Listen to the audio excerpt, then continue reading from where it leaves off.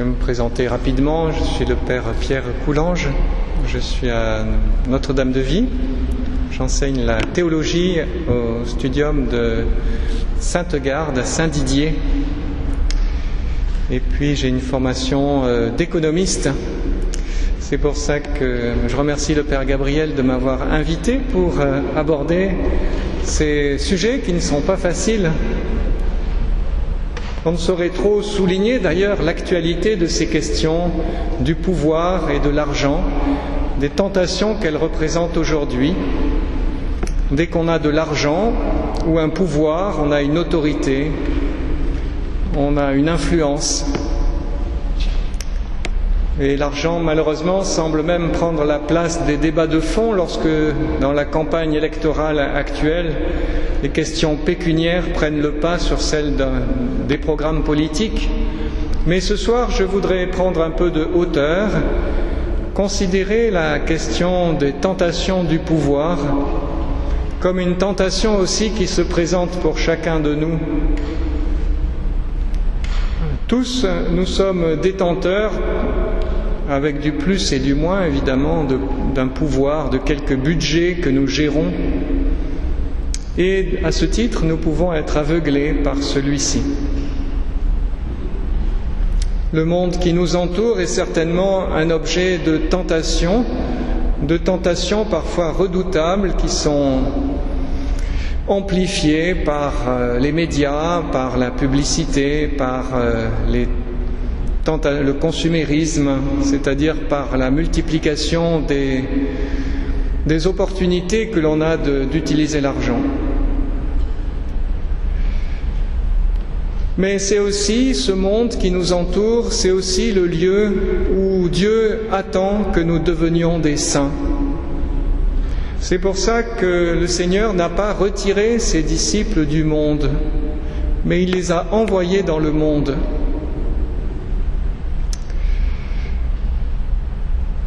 Et donc ce n'est pas le monde qu'il faut diaboliser, mais il s'agit de vivre en enfant de lumière. C'est ce à quoi nous sommes appelés en ayant un regard lucide sur la tentation, sur le tentateur. Quand Jésus prie son Père pour ses disciples, il lui demande « Je ne te prie pas de les enlever du monde, mais de les garder du mauvais. »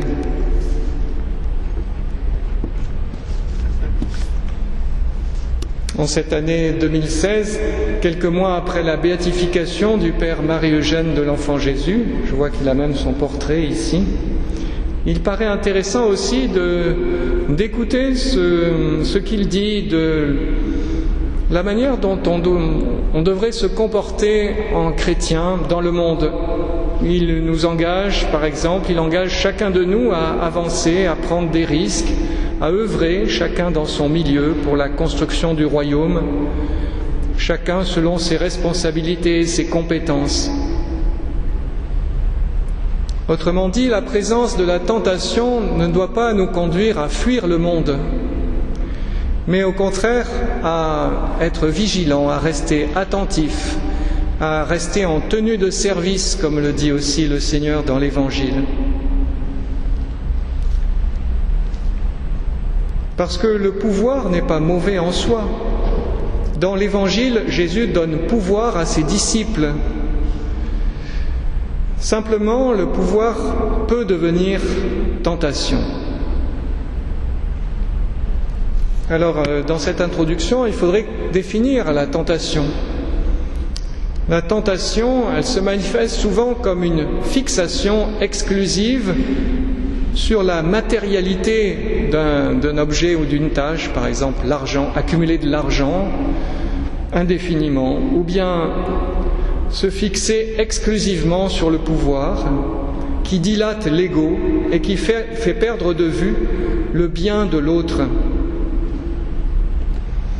Et donc ça développe excessivement l'égoïsme, l'autocentrage, et ça fait oublier le prochain, un peu comme dans la scène de l'Évangile où il y a le riche et le pauvre Lazare.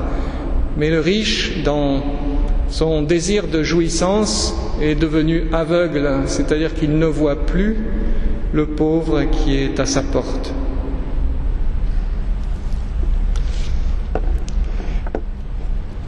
Le pouvoir économique est lié au gain et on peut être grisé par la capacité de faire des affaires juteuses. La politique représente un enjeu par rapport à l'autorité et au pouvoir de décision, de contrainte publique. Alors que l'exercice de responsabilité politique devrait être un lieu de service du bien commun, d'ordre et de paix civile.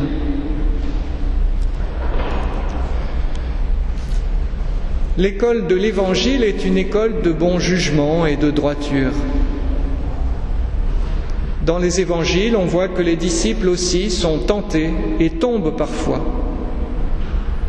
Et même, on pourrait dire que leur volonté de puissance se manifeste souvent.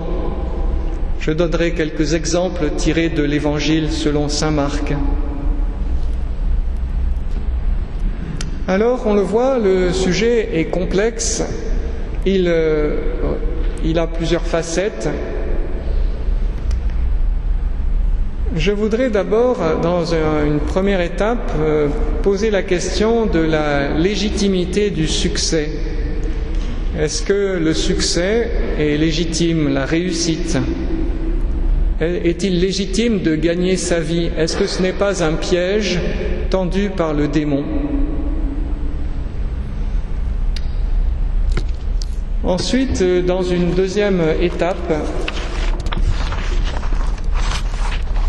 je voudrais montrer comment éviter les pièges, les tentations qui sont sous-jacentes au pouvoir et à l'argent. Et j'ai intitulé la deuxième partie « Œuvrer pour servir ». Alors, premier point, est-il légitime de réussir sans tomber dans une tentation, sans que ce soit un piège ? La question est pertinente parce que l'Évangile suggère que celui qui veut sauver sa vie la perd, tandis que celui qui perd sa vie à cause du royaume la gagne. Marc 8, 35. En même temps, on pourrait se demander, mais n'est-il pas légitime d'avoir un métier, de partager la vie de nos semblables, d'avoir une famille et de la faire vivre ? Parce que le dilemme qui ressort de l'Évangile, sauver sa vie en perdant son âme ou perdre sa vie pour la gagner, laisse entendre qu'il n'est pas légitime de gagner sa vie. Mais alors pourquoi donc le Christ dit-il que l'ouvrier mérite son salaire ? Luc 10, 7. C'est la consigne que Jésus donne à ses disciples lorsqu'il les envoie en mission. Il leur dit « L'ouvrier mérite son salaire, mangez et buvez ce que l'on vous donnera ». Et on comprend bien que la mission nécessite des moyens, il faut bien se nourrir, il faut avoir la possibilité de se déplacer, donc d'avoir quelques réserves. Alors vous voyez là, il semblerait qu'il y ait une tension ici dans la radicalité de l'appel évangélique et aussi dans les moyens nécessaires pour vivre. C'est surtout dans l'Évangile selon saint Luc que l'on trouve des mises en garde les plus sévères contre l'argent.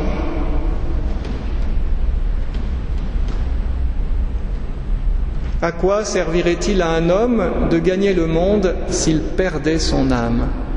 Et on voit bien ici désigner le piège que je mentionnais tout à l'heure, comme si le diable disposait un piège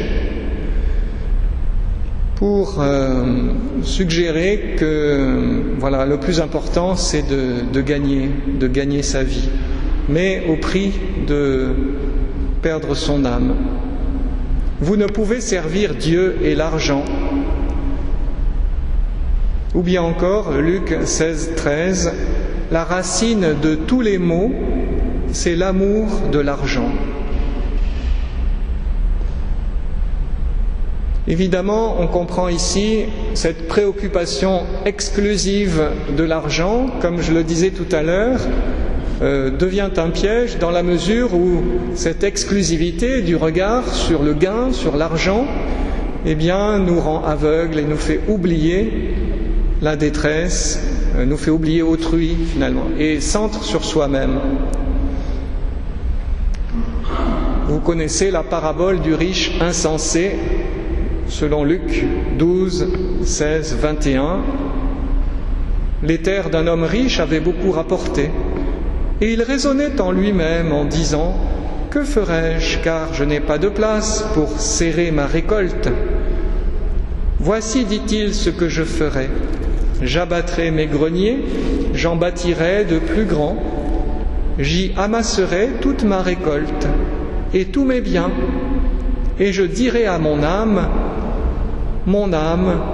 tu as beaucoup de biens en réserve pour plusieurs années, repose-toi, mange, bois et réjouis-toi.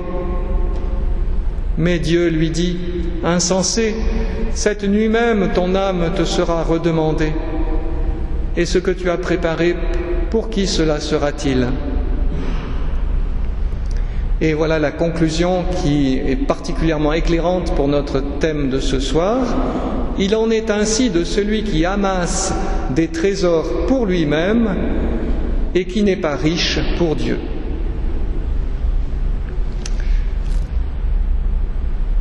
D'abord, quelques remarques sur ce texte. D'abord, ce qui est intéressant, c'est les pronoms personnels qui sont tous à la première personne. Je. Et puis aussi, il s'adresse à son âme. Et je dirai à mon âme. Il n'y a pas d'altérité. Cet homme est complètement seul, vous voyez. Il se parle à lui-même. Il parle à son âme. Il est seul. Il est l'unique référent, il se réfère uniquement à soi, à lui-même. Il est fermé à autrui. Et cette parabole rappelle brutalement l'échéance de la mort et donc la question de l'au-delà. C'est justement la question que notre personnage riche avait complètement éludée. Il s'est concentré sur la vie présente et sur ses richesses. Et on notera comment le texte souligne habilement l'enfermement de ce personnage. Vous voyez, il ne dialogue ni avec quelqu'un d'autre, ni avec Dieu, mais avec son âme. Il raisonne en lui-même. Il a une vision étriquée de l'existence, centrée sur son confort. Grâce à ses biens, il estime avoir réussi et ne plus devoir faire d'efforts. Il se pense à l'abri. Il ne reste plus qu'à jouir des plaisirs de ce monde. Triomphe de l'ego. Et la venue soudaine de la mort, évidemment, renverse complètement ses plans et ses illusions. Il a travaillé finalement en vain, puisqu'il n'a jamais joui de ses biens.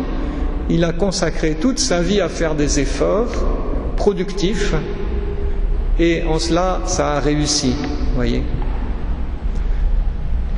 Mais c'est son plan qui est un échec total. Il ne pourra jamais profiter de ce qu'il a entassé. Il est tombé dans le piège qu'il s'est lui-même tendu, ou plutôt ce piège qui lui a été peut-être suggéré par le tentateur. Soudain s'effondre sa vie, la perspective qu'il avait envisagée, celle de jouir égoïstement de sa fortune. Cette vision égocentrée et matérialiste de l'existence est démentie par les événements, vous voyez, comme annihilée. Il a oublié de devenir riche en vue de Dieu.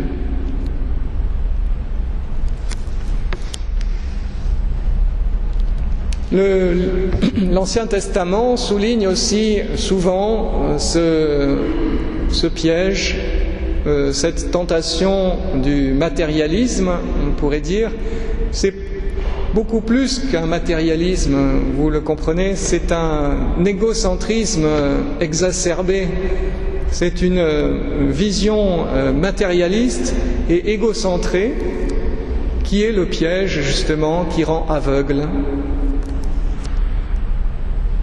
Par exemple, dans le livre des Proverbes, au chapitre 30, « Ne me donne ni pauvreté ni richesse. Laisse-moi goûter ma part de pain, de crainte que, comblé, je ne me détourne et ne dise « Qui est le Seigneur ?» ou encore qu'indigent, je ne vole et ne profane le nom de mon Dieu. »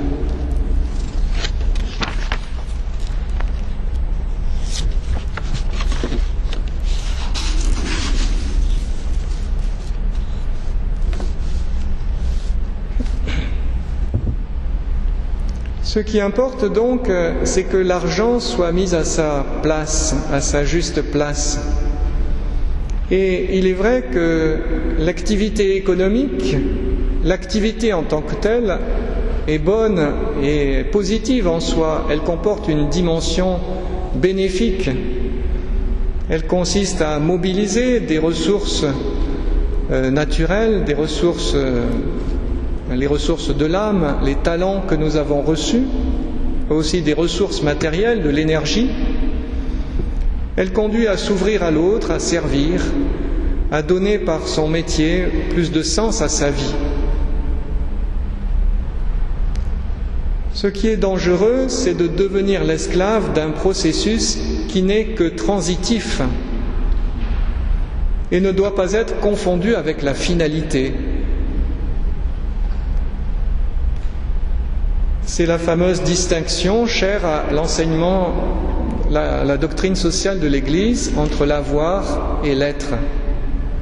L'avoir est l'apostrophe. Et l'Évangile est très lucide sur ce caractère ambivalent de l'activité et de l'argent, du pouvoir. Par exemple, on le voit dans la parabole de l'intendant malhonnête qui est renvoyé de sa charge et pour se faire des amis, fait des remises de dettes avec les créances de son maître. Et alors on a l'impression qu'il ajoute une faute en plus de toutes les autres, c'est-à-dire qu'il n'aurait pas dû prendre cette initiative de remettre les dettes, des dettes qui n'étaient pas les siennes mais celles de son maître, sans avoir au moins l'avis du maître, l'autorisation. Mais il le fait pour se faire des amis. En ce sens, et c'est là la pointe de la parabole, c'est qu'au lieu que le maître se mette encore plus en colère, de toute façon il est viré, donc pour lui les choses sont claires, mais le maître fait l'éloge de cet intendant malhonnête en disant, eh bien, il s'est fait des amis avec l'argent trompeur. Et vous voyez, il y a quelque chose de très beau dans cette parabole, c'est que cet intendant malhonnête, qui peut-être justement avait été tombé dans le piège du centrement sur soi, eh bien, il se met à avoir une attitude, disons, il se fait des amis. Alors, le procédé est un peu bizarre, puisqu'il remet des dettes qui ne sont pas les siennes, mais il pense tout à coup, alors bien sûr on pourrait dire oui c'est un peu intéressé quand même, en tout cas il constitue un réseau et puis il se montre bienveillant. Il se montre bienveillant avec ses clients qui sont en difficulté financière, vous voyez. Et tout à coup il devient plus humain parce que lui-même se trouve dans une situation de dépendance, de précarité, vous voyez. Et cette amitié, elle est intelligente. Le maître loue l'intelligence, l'habilité plutôt, plus exactement, l'habilité de ce serviteur.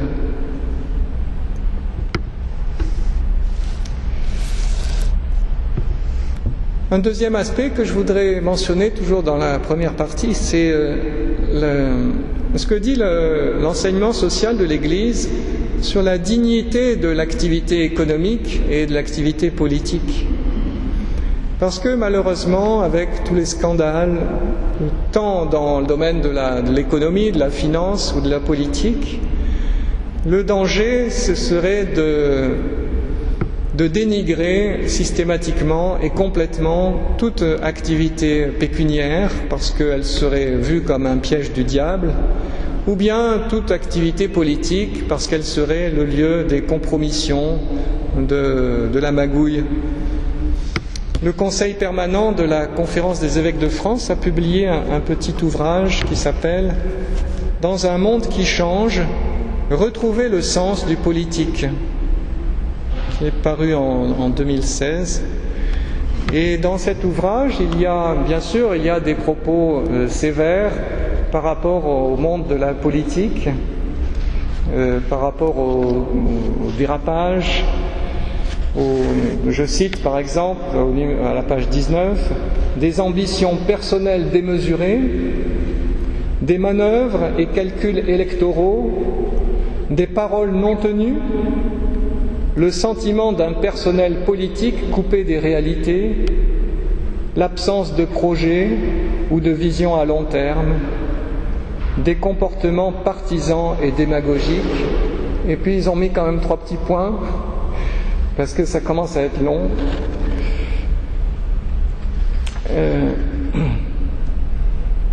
Et alors, le Conseil n'y va pas avec le dos de la cuillère, et ils ajoutent « Sans doute faut-il reconnaître que nos hommes politiques ne sont peut-être pas très différents de nous et cherchent à satisfaire leurs propres intérêts. » Et ici, malheureusement, on voit comment l'oubli du bien commun est remplacé par le bien particulier. Dès qu'il y a pouvoir, évidemment, il y a un piège. Et donc, il faut des valeurs, il faut une colonne vertébrale, il faut un secours. Nous sommes fragiles, nous sommes faibles, nous avons besoin d'un secours. Et alors je pensais justement, ça tombe bien parce que demain, 19 mars, je pensais à Saint Joseph évidemment, parce que Saint Joseph a eu de l'autorité, il a été artisan, donc il avait des fournisseurs, il avait des clients, il avait un pouvoir, il avait à gérer sa boutique, et puis il était le père protecteur, la Sainte Famille. Et donc, il avait des responsabilités, et il exerçait cela évidemment avec la grâce de Dieu, comme un saint. Et des saints, il y en a des centaines qui ont eu des responsabilités dans le domaine de l'économie et du politique. Donc c'est possible. Et donc, il faut surtout résister à cette tendance moderne à dénigrer, à mépriser, à salir, comme le font parfois certains médias. Au contraire, la doctrine sociale de l'Église nous invite à restaurer l'image, l'image ternie de la politique, de l'économie, pour dire mais ce sont des missions qui sont importantes, dont nous avons besoin, et il y a des personnes dignes, il y a des personnes qui ont une conscience et qui essaient d'agir de manière droite. Et c'est celle-là qu'il faut regarder, voyez. J'ai trouvé par exemple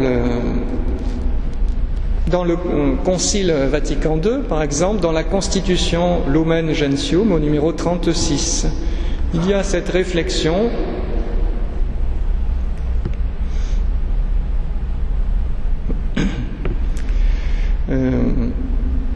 c'est pourquoi les fidèles doivent reconnaître la nature profonde de toute la création, sa valeur et sa finalité. Alors je vais revenir sur la finalité, qui est la gloire de Dieu. Ils doivent, même à travers des activités proprement séculières, on veut dire par là dans n'importe quelle activité séculière, c'est-à-dire on pourrait dire aussi dans n'importe quelle activité, s'aider mutuellement en vue d'une vie plus sainte, afin que le monde s'imprègne de l'esprit du Christ et atteigne plus efficacement sa fin dans la justice, la charité et la paix. Et le Concile ajoute, par leur compétence dans les disciplines profanes et par leur activité, que la grâce du Christ élève au-dedans, qu'ils s'appliquent de toute leur force à obtenir que les biens créés soient cultivés selon les fins du Créateur. Bon, je coupe la phrase parce que c'est très très long. Autrement dit, c'est très intéressant parce que le Concile semble dire, d'une part, que ce n'est pas parce que nous exerçons une activité séculière, c'est-à-dire une activité dans le siècle, c'est-à-dire une activité, on pourrait dire, professionnelle, pour simplifier, ce n'est pas parce que j'exerce une activité professionnelle qui est par définition lucrative, c'est-à-dire elle rapporte un revenu évidemment, que je ne construis pas le royaume de Dieu et que je ne suis pas appelé à la sainteté, mais c'est tout le contraire.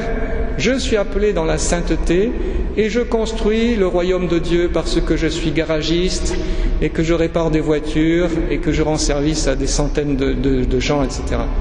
Ou parce que je fais des boîtes de conserve et que ces boîtes de conserve sont nécessaires pour mettre des petits pois à l'intérieur, je ne sais pas, etc. Ou parce que je suis cordonnier et puis que toute ma vie j'ai réparé des chaussures et j'ai rendu service à des centaines de gens dont j'ai oublié le nom. Alors ça c'est important parce que néanmoins ce n'est pas l'argent qui va polluer la finalité, mais l'argent reste toujours une tentation, et le pouvoir aussi. Mais ça ne pollue pas, ça ne diminue en rien la beauté, la grandeur et la hauteur de la finalité qui est de servir mon prochain. Parce que c'est ça finalement le sens de l'activité économique. Alors j'en arrive à mon deuxième point, œuvrer pour servir.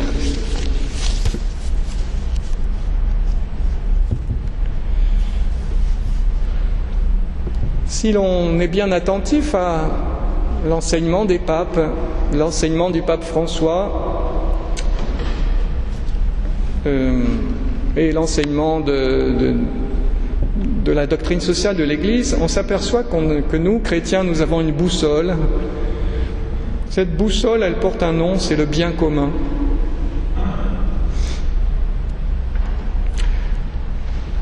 Ça n'empêche pas qu'il y ait des idoles et des faux dieux, et que parfois nous puissions aussi chuter ou tomber, parce que nous avons tous des faiblesses, des penchants mauvais, nous pouvons avoir des attitudes égoïstes, même dans n'importe quel domaine de la vie, mais aussi dans l'activité professionnelle. Nous pouvons parfois même nous éloigner des perspectives proposées par l'Évangile.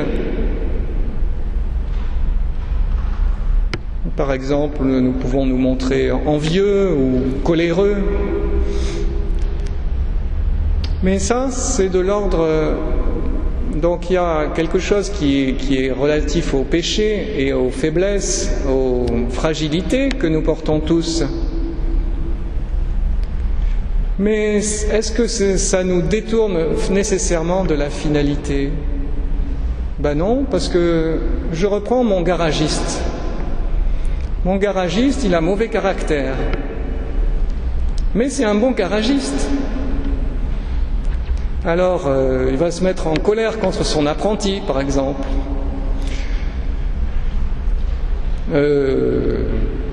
Alors j'espère qu'il va se réconcilier. Et puis il va engueuler un client parce que le client met du temps à payer, ou il va pas être content, ou il va être... Seulement, pendant toute sa vie, il va réparer des voitures, vous voyez. Et le bon Dieu, qu'est-ce qu'il regarde ? Eh bien, peut-être qu'il va regarder... Il y a du bien dans le métier de garagiste. Enfin, je ne veux pas faire la promotion des garagistes, je ne suis moi-même pas compétent. C'est un exemple. Le bon Dieu va regarder cet homme, et il a ses faiblesses, on a tous nos faiblesses, nos pauvretés, vous voyez.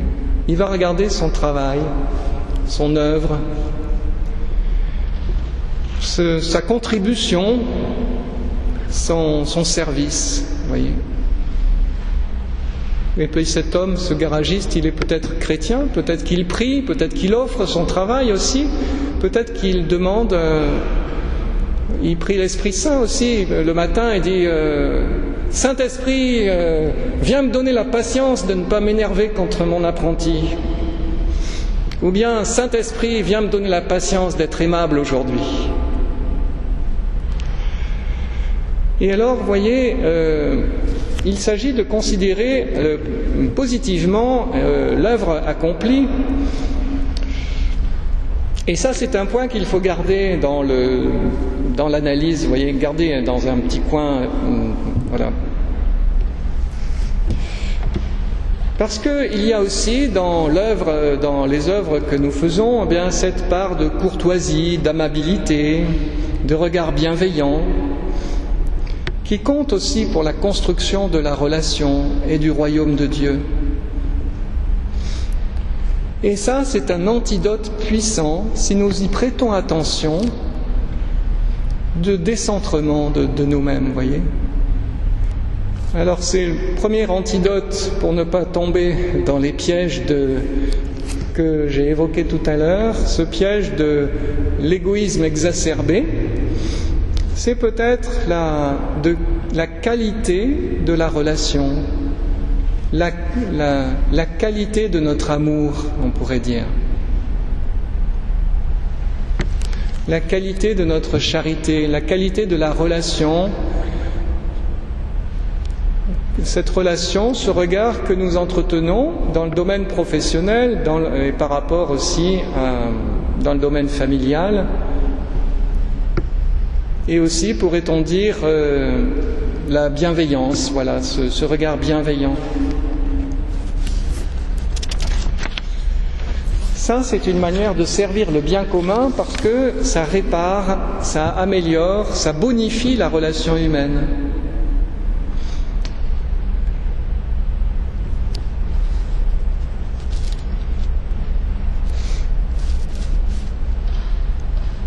Dans son encyclique Laudato Si, le pape François évoque aussi ces questions de la politique.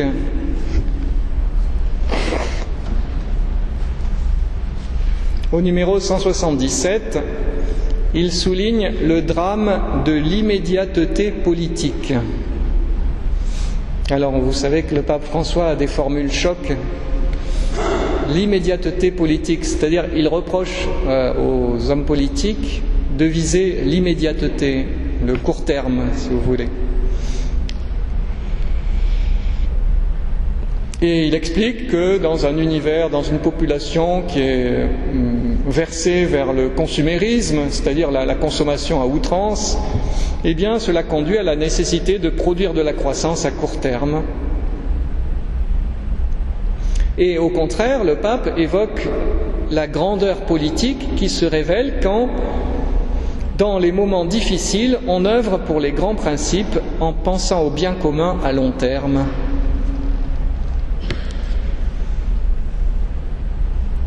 Alors ça, c'est important parce que apparaît maintenant une deuxième lumière, c'est la courte période, longue période.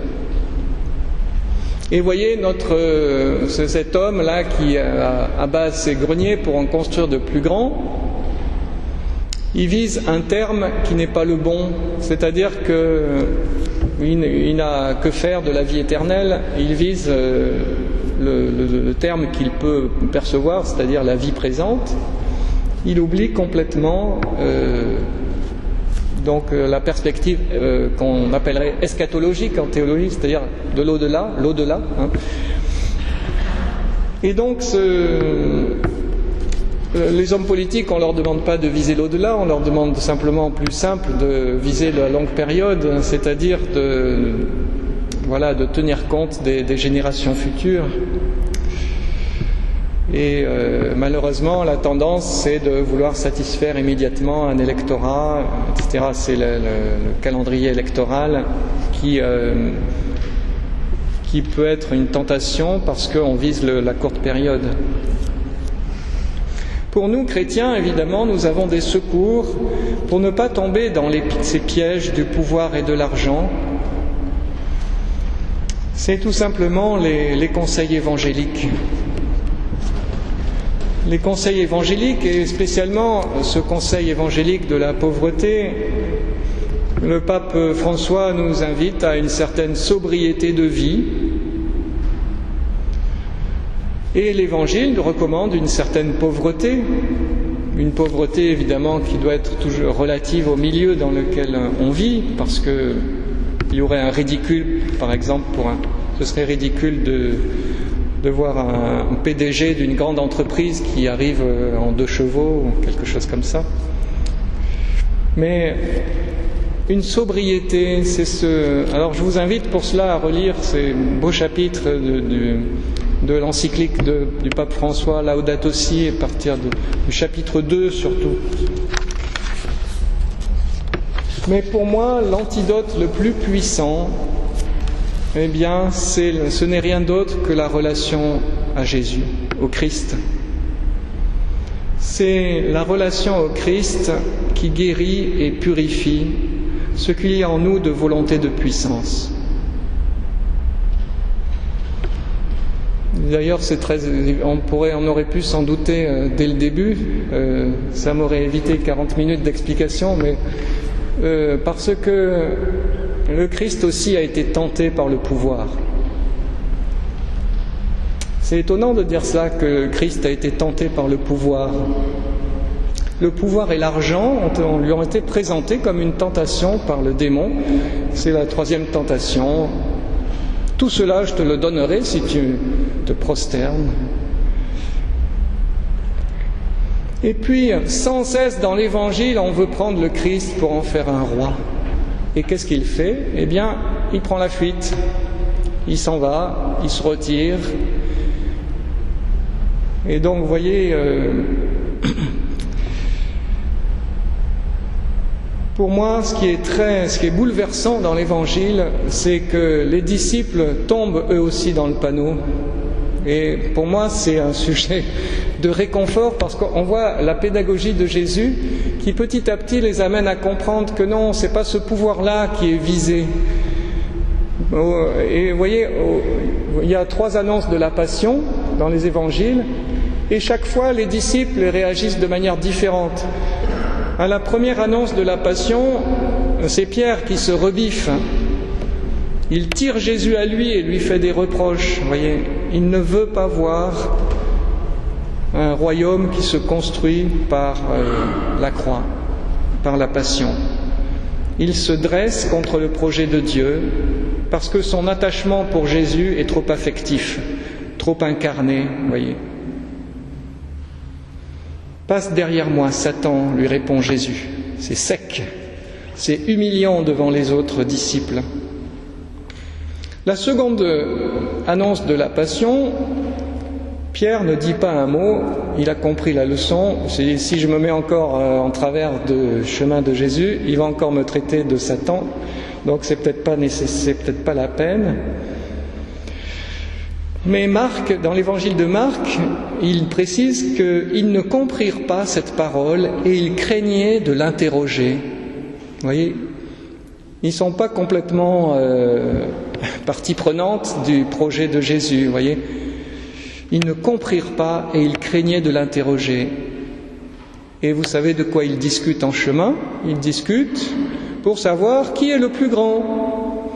Donc, vous voyez, vous savez, la répétition, c'est l'âme de l'enseignement, on dit. Vous voyez, donc Jésus, il sait bien, donc de quoi discutiez-vous en chemin ?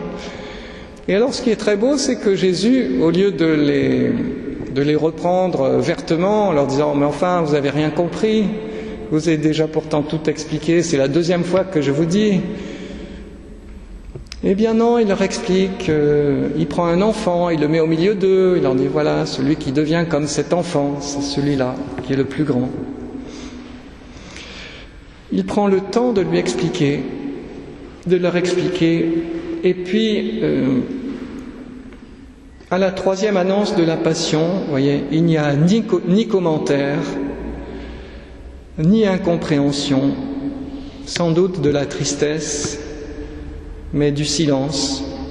Et on peut penser que la troisième fois, quand même, vous voyez, bon, ça valait le coup de le répéter, l'annonce de la Passion. Les 12 ont compris que ce n'est plus le moment de prendre la parole ni de contester. Et ils assument leur tristesse, vous voyez. Ils souffrent en silence parce qu'ils aiment leur maître. Mais ils acceptent de reconnaître, voilà, que la vraie puissance n'est pas une puissance de ce monde. Mon royaume n'est pas de ce monde.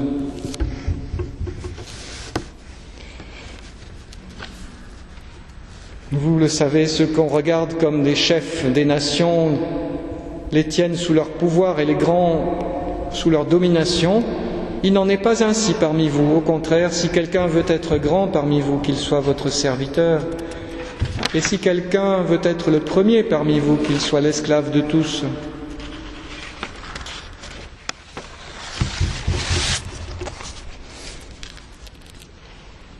Au chapitre 12 de l'évangile de Marc, vous voyez, il y a cette lumière aussi qui est très belle, c'est l'obole de la veuve. On a l'impression d'une inversion. La veuve met 2 piécettes dans le trésor du temple, c'est-à-dire une somme dérisoire, ridicule, on pourrait même dire inutile par rapport aux dépenses exorbitantes du temple à cette époque qui est toujours en travaux. Et juste avant et juste après, il y a 2 vaines gloires. Juste avant le chapitre 12 et juste après. Juste avant, il y a la vanité des scribes qui se plaisent à circuler avec de longues robes et à recevoir des salutations sur les places publiques et à occuper les premiers rangs. Et juste après, il y a les disciples qui s'extasient devant les pierres du temple, vous voyez. Et Jésus leur dit qu'il ne restera pas pierre sur pierre. Donc, entre les 2 piécettes de la veuve, donc c'est elle qui est au centre, il y a la vanité des scribes et la vanité du temple. Et donc ça relativise bigrement la question des richesses et de l'argent, non pas pour condamner l'argent, mais pour condamner cet usage de l'argent qui rend esclave de l'argent, ou bien cet usage du pouvoir qui rend esclave du pouvoir. Alors je trouve réconfortant que les disciples aient tâtonné, vous voyez, ils ont tâtonné, ils n'ont pas compris du premier coup.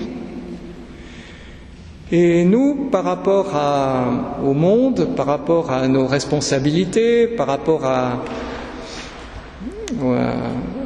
nos familles, par rapport à nos activités professionnelles et nos responsabilités, notre autorité sur autrui, eh bien, nous avons besoin de cheminer. Donc, le temps du carême est l'occasion d'accomplir ce chemin et aussi de prier, de nous unir à Jésus. Donc, Jésus, c'est le Christ qui est la source de la lumière pour tout ce qui concerne, eh bien, la vie dans le monde. Parce qu'on pourrait dire, à travers les disciples qu'il a envoyés dans le monde, eh bien, nous aussi, nous sommes envoyés. Et donc, si on a des problèmes, eh bien, il faut se tourner vers le chef qui nous a envoyés. Seigneur Jésus, j'ai un problème, je ne sais pas ce qu'il convient de faire, parce que, voilà, j'ai un plan d'épargne en action qui rapporte pas mal, mais qu'est-ce que je fais? Voilà. Ou bien j'ai la possibilité de changer de maison, donc il faut que j'emprunte 400 000 €. Et donc, alors ces questions, voilà, ces questions, elles peuvent être éclairées aussi par les saints du ciel. Donc il ne faut pas hésiter à solliciter les saints du ciel. Alors j'ai cité Saint Joseph tout à l'heure. On peut prier le bienheureux Marie-Eugène de l'Enfant Jésus. Et on peut prier toutes ces personnes qui, avant nous, se sont comportés avec la perfection de la charité, de la foi et de l'espérance, et ont été désignés par l'Église comme des modèles sûrs. Oui. C'est vraiment, ce temps de carême me paraît propice à, peut-être je vous invite à, de temps en temps, à présenter votre vie, à l'offrir et à demander la lumière nécessaire pour ne pas tomber dans les pièges de l'argent et du pouvoir. Voilà. Merci de votre attention.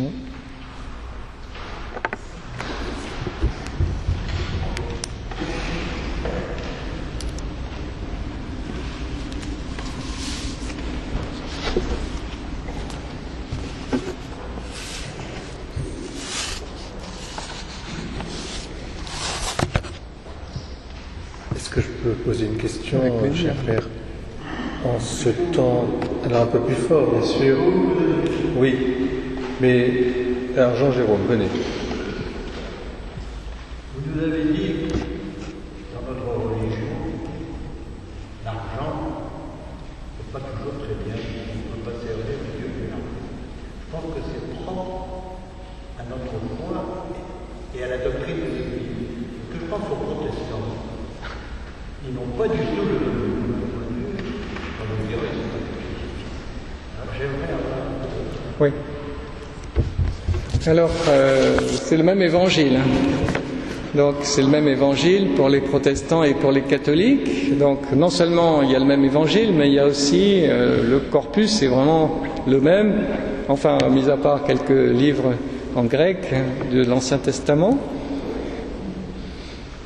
Donc, il faudrait mieux parler de la tradition par rapport à l'argent, c'est-à-dire que souvent, on considère que les protestants, enfin dans certains courants protestants, c'est vrai que la réussite professionnelle a été comprise comme un signe d'élection. Voilà, c'est cette différence surtout qui existe entre les catholiques et les protestants. Pour les protestants, on cherche dans la vie des signes que Dieu nous a élus, nous a sauvés, nous a choisis. Et la réussite économique peut être un de ces signes. Donc je suis béni par Dieu. Du point de vue du catholicisme, nous on insiste beaucoup plus sur la sainteté, la transformation. Donc cette sainteté que Dieu nous communique par sa grâce, et donc en essayant de mettre en œuvre ce que j'appelle les conseils évangéliques. Donc c'est-à-dire à quoi sert ma vie? Ma vie est une vie de service offerte à Dieu pour sa gloire. Alors si je suis si je suis employé de banque, je vais essayer d'être un bon employé de banque. Et si je suis infirmière, je vais essayer d'être une bonne infirmière pour la gloire de Dieu. Et je vais cheminer comme ça. Je peux cheminer avec la grâce de Dieu jusqu'à la sainteté. Et l'argent est un moyen qui m'aide à faire vivre ma famille et mes enfants. Et n'est pas c'est un instrument. J'aurais dû peut-être plus insister là-dessus, l'argent comme instrument pour vivre, pour cheminer, pour vivre dans la paix, pour aussi secourir les plus pauvres. Alors chez les protestants, il y a aussi cette idée du soutien des plus pauvres. Donc c'est pour ça qu'il ne faudrait pas trop opposer les protestants et les catholiques, mais c'est vrai qu'il y a des différences aussi, oui. Il y avait le Père Gabriel qui avait une question.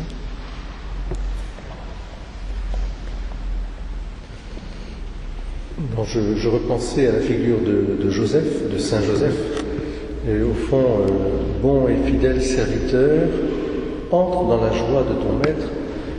Est-ce que ce n'est pas un peu cette caractéristique du politique, justement, d'être fidèle serviteur ou intendant des mystères finalement humains à travers lesquels Dieu se manifeste? Oui. Alors c'est dans Matthieu 25, là, dans la parabole des talents, on a ce passage. Très bien, serviteur bon et fidèle, entre dans la joie de ton maître. Tu as été fidèle en peu de choses, je t'en confierai beaucoup. Entre dans la joie de ton maître. Et ces qualités, bon et fidèle, se retrouvent plusieurs fois dans l'évangile de Matthieu, chaque fois à propos d'un service qui est accompli, un service intelligent, un service actif. C'est évidemment, ça me paraît tout à fait approprié de l'appliquer à la vie politique, parce que dans un système démocratique, nos représentants, eh bien, sont serviteurs, voilà, d'un bien. Et c'est là où toute la difficulté, évidemment, à servir, parce que qu'est-ce que c'est que le bien? Alors nous autres qui sommes catholiques, pratiquants, eh bien nous avons cette lumière de l'Évangile, mais pour un élu qui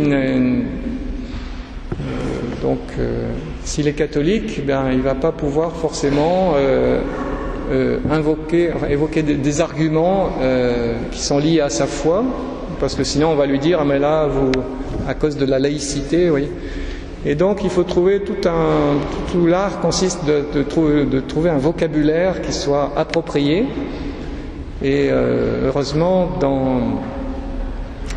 je pense que c'est une chose possible et qu'on peut trouver un vocabulaire approprié pour œuvrer dans le sens de la charité, du bien commun, du respect d'autrui, de l'écoute mutuelle, etc. Et donc du service de la cité. Alors le service de la cité, ça demande là aussi de se décentrer de soi-même pour s'intéresser au bien des autres, au bien commun, voilà. Donc de décider des dépenses, des règles, etc.